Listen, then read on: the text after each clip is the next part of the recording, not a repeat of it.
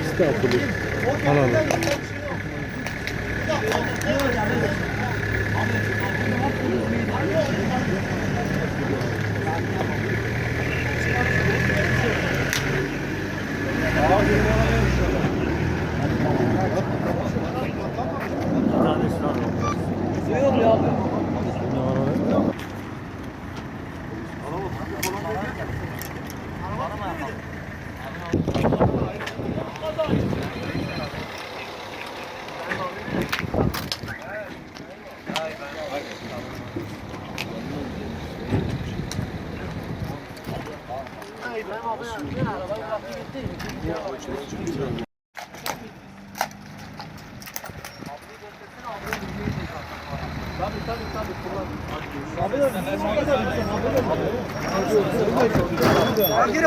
Bırak.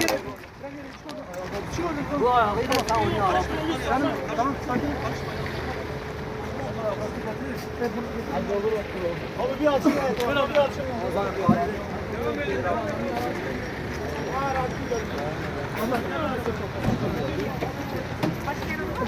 Bu da var. Lan şu kötü ne oluyor? Bir şey var. Bu da var. İşte Tamam öyle. bir şey yok. 4 kişi yerine bir tane adım yok. Hangi konu? Bu mu? 3 müyüz? 4 Onun müyüz? dışına başka bir yerim. Tamam.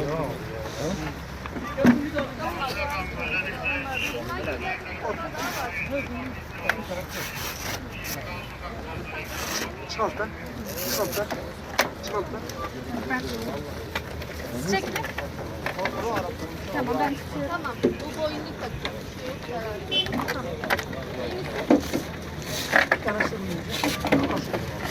Sonra da kendini. Bekle. Bu tarafa boyunluk. Bu tarafa boyunluk.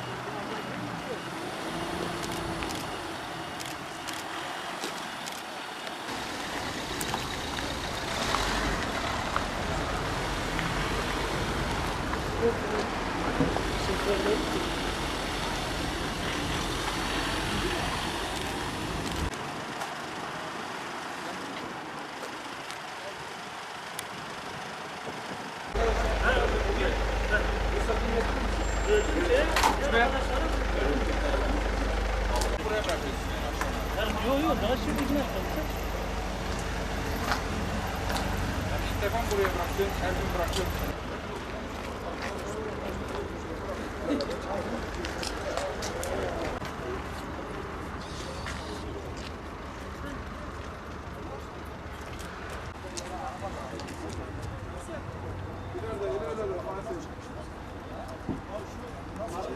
Ya işte yoldan geçerken araç önce sağ sol yaptı, sonra bura vurdu.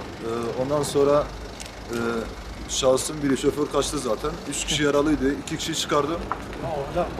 2 kişi çıkardım zaten, biri de ayaktaydı, kendindeydi.